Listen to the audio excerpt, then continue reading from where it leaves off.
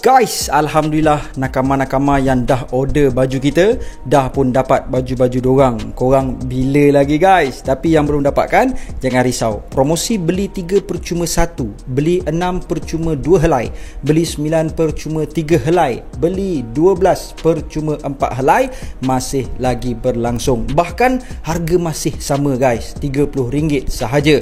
Kita ada design Shanks, Luffy, Portgas The Ace, Zoro dengan 3 naga, Luffy Gear 5th, Zoro Wano, Sanji Whole Cake Island, Sanji the Black Leg, Usopp, Chopper Monster Point, Brook Soul King, Sabo, Monkey D. Garp, Trafalgar D. Waterloo, Eustace Captain Kidd, Shirohige, Boa Hancock, Marco the Phoenix, Kaido, Dracula Mihawk, Sir Crocodile, Don Quixote do Flamingo, trio Luffy, Sanji, Zoro, Whitebeard, Roger Prime dan duo Crocodile Doffy. So kalau korang berminat, PM segera. Link WhatsApp aku tinggalkan di pin komen di bawah. Di chapter 1130 sebelumnya, kita boleh melihat pasukan Straw Hat yang berada di atas kapal The Great Eric memutuskan untuk berhenti dari mencari 6 Straw Hat yang hilang dan Thousand Sunny dan terus menuju ke Elbaf kerana merasakan mungkin mereka telah berada di sana. Sementara itu, Luffy dan yang lain-lain sedang mengembara di Elbaf ketika mereka mengetahui bahawa mereka telah pun sampai di Elbaf. Ketika melintas sebuah jambatan yang besar di situ, Luffy telah merasakan sebuah aura yang dahsyat lalu terus terjun ke bawah untuk melihat milik siapakah aura hebat itu. Ketika Frankie dan yang lain mengetahui Hajruddin adalah juga putera Elbaf dan Loki adalah putera terkutuk, Luffy akhirnya telah berjumpa dengan Loki. So nak tahu what happened in this chapter?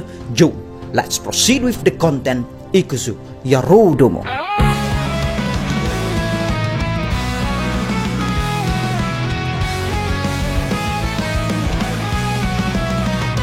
Amaya, kini bersinar, selidau habis tak pernah pudar. Setiap episod penuh makna, pengajaran hebat buat semua.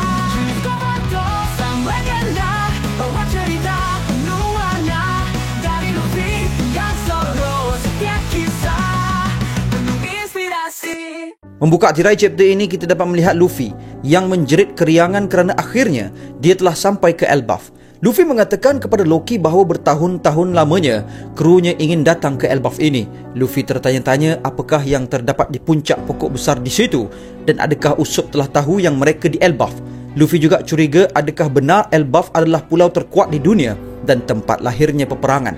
Luffy juga menyatakan betapa gilanya dia dapat masuk ke dalam kapal Dory dan Brogy dan ia adalah kali pertama dia dapat melihat begitu banyak gergasi dalam satu masa dan mungkin juga menurut Luffy, gergasi adalah bangsa yang terkuat di seluruh dunia.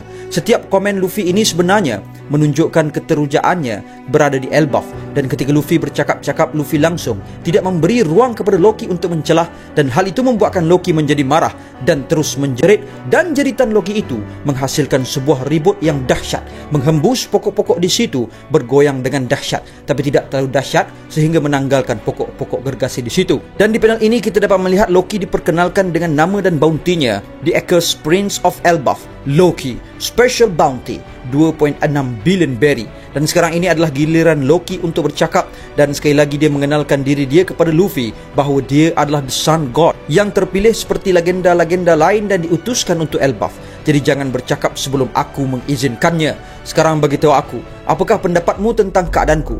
Luffy dengan muka kesian mengatakan bahawa Loki telah ditangkap. Loki mengatakan bahawa penglihatan Luffy tajam kerana dia dapat melihatnya. Kemudian Loki berkata bahawa niat mereka adalah bukan sekadar untuk menangkapnya. Sebenarnya mereka ingin menyoroknya. Dan Loki berdoa sejak dari hari itu kerana dia telah ditangkap selama 6 tahun. Loki berkata bahawa dia adalah kebanggaan buat Elbaf kerana kekuatannya. Namun rantai yang diperbuat dari Sea Stone ini membuatkan Loki tidak dapat melepaskan kekuatannya dan Loki telah dibelenggu pada pohon The Treasure Tree Adam ini. Loki kemudiannya mengutarakan sebuah proposal kepada Luffy. Memandangkan Luffy adalah seorang pirates, Loki ingin supaya Luffy membebaskan dirinya sebelum fajar, mencari satu kunci di dalam satu kampung di bahagian atas dan sebagai sebagai timbal balas, Loki akan menghancurkan mana-mana lanun yang ingin Luffy hancurkan. Loki juga berkata, hal ini tiada paksaan, namun satu perkara yang aku belum jelaskan kepada kamu adalah bahagian bersalji yang mereka sedang berada sekarang ini adalah bergelar di Underworld dan bertindak sebagai penjara dan lapangan hukuman buat Giants. Dan Loki menambah, sekiranya Luffy menggali mana-mana bahagian dari salji yang sedang dipijak Luffy ini, pasti Luffy akan menjumpai tulang-tulang milik Giants dan manusia. Dan sambil Loki menceritakan hal tersebut, satu gorila raksasa telah muncul dan telah mencabut dengan mudah sebuah pohon yang ada di situ dan menghancurkan pohon itu dengan cukup mudah. Kemudian muncul pula seekor ular yang seolah-olah menghamburkan api berlarva keluar dari mulutnya. Dan di panel ini akhirnya kita dapat melihat seekor mammoth yang 10 kali ganda lebih besar dari seekor gajah yang sebelum ini pernah Luffy lihat di Rusukaina. Begitu juga terdapatnya seekor serigala hitam dengan jahitan di mata kirinya dan diselubungi dengan api di bahagian leher dan ekornya, dan juga seekor polar bear yang cukup gergasi. Dan kesemuanya lebih besar 10 kali ganda dari haiwan gergasi yang berada di Rusukaina di tempat Luffy berlatih sebelum ini. Dan sekarang Luffy berada betul-betul di hadapan mereka. Dan di hadapan Luffy juga ada 5 orang manusia dengan pakaian aneh dengan topeng gas pemedih mata. Loki mengatakan haiwan-haiwan itu telah pun hidup 1000 tahun di atas gunung. Dan menurut legenda, di Underworld ini juga turut dikenali sebagai The First World. Dan Loki mengatakan, sekiranya Luffy tidak bersetuju dengan tawaran tadi, makhluk-makhluk raksasa ini akan menghancurkan Luffy. Namun di panel ini, kita dapat melihat sambil memegang topi Vikingnya dengan tangan kirinya, melihat makhluk-makhluk gergasi tadi dengan senyuman dan kegembiraan. Kerana bagi Luffy, hal ini menggamit memori lamanya. Dan nasib yang sama juga kepada mana-mana manusia yang berani untuk menentang Elbaf. Jalan selamat di Underworld ini adalah hanya dengan memakai pakaian busuk dan surf sebagai mayat hidup, kata Loki. Dan rupa-rupanya, manusia tadi yang ada di situ adalah konco-konco milik Loki dan mereka memanggilnya sebagai Master. Dan kita boleh melihat di sini, bilangan mereka adalah lebih dari 5 orang. Dan mereka bertanya kepada Loki, adakah boleh sekiranya mereka ingin menghapuskan Luffy? Atau Loki ingin menggunanya terlebih dahulu? Dan mereka juga memohon maaf kerana telah pengsan sebelum ini, kerana mereka tidak menyangka dan tidak dapat menahan aura Hau Shokuhaki yang dikeluarkan oleh Shanks. Kemudian menariknya, mereka terdengar suara Luffy yang bukan datang dari hadapan Loki, tapi kini Luffy sudah pun berada di atas tapak tangan gorila gergasi tadi. Dan di panel ini kita dapat melihat kelima-lima makhluk gergasi tadi telah melayan Luffy dengan baik dan penuh kemesraan, walaupun tadinya mereka kelihatan cukup garang seolah-olah bersiap untuk memijak-mijak Luffy. Hal tersebut membuatkan Loki dan konco-konco Loki menjadi sangat-sangat terkejut, dan Luffy telah meloncat dari tangan gorila tadi dan dengan wajah yang penuh riang bertanya, adakah Shanks juga datang ke Elbaf? Melihatkan wajah Luffy yang begitu gembira,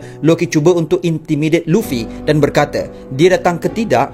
Kita di tengah bercakap pasal lanun yang pengecut tu kan? Mendengarkan kata-kata itu keluar dari mulut Loki, Luffy segera bertukar ke mod Bondman dan melepaskan sebuah tumbukan padu yang hampir-hampir Loki tidak dapat mengelaknya.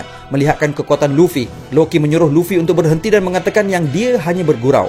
Dan perkara itu membuatkan Luffy kembali semula ke mod asalnya dan berkata jangan berani untuk bergurau dengan hal seperti itu. Loki berkata dia tidak dapat bergerak sekarang. Namun Luffy berkata dia tak kira kalau boleh ke tidak untuk bergerak. Lain kali kalau Loki berani lagi cakap hal seperti itu, Luffy akan menanam Loki ke dalam pokok besar tersebut. Kemudian Luffy kembali tenang dan bertanya, mengapa Shanks datang ke sana? Adakah dia masih di Elbaf? Namun Loki enggan menceritakannya dan tersenyum. Kemudian scene beralih ke arah Castle Bridge, di mana Usopp ternampak yang Road dan yang lain-lain sedang berlari mengejar mereka dengan teropongnya. Manakala Gert dan Goldberg berlari mengejar Road sambil di tangan Goldberg sedang menjunjung kapal The Thousand Sunny.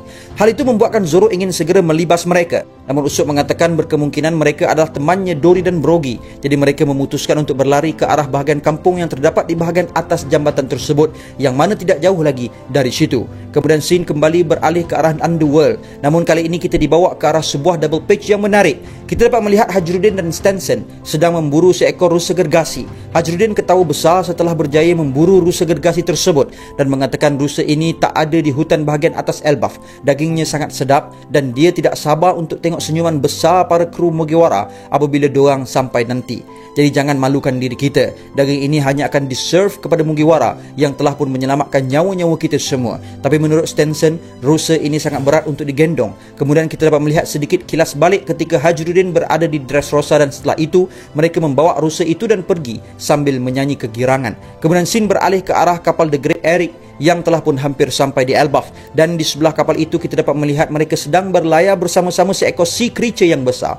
Kemudian kita dapat melihat di dalam kapal tersebut, Brooke sedang memberikan sedikit salon dan barber treatment kepada Robin, dan Frankie dan Jimbe memuji potongan rambut yang diberikan Brooke kepada Robin, dan semua mereka mengetahui bahawa apa yang Robin buat ini adalah semata-mata untuk meraihkan reunion semula dia dengan Jaguar di Saul. Kemudian kita dapat melihat kapal The Great Eric akhirnya telah sampai ke Elbaf, dan kesemua mereka yang berada di dalam kapal tersebut dapat melihat betapa meganya pulau Elbaf tersebut, dan para Giants mengatakan bahawa mereka akan sekali lagi meraihkan kejayaan mereka sebaik sahaja mereka mendarat nanti. Kemudian scene beralih ke arah Elbaf, dan di akhir chapter ini kita dapat melihat seseorang sedang menjerit dan memohon bantuan kerana Saul Sensei telah rebah dan langsung tidak dapat bergerak, dan chapter pun tamat.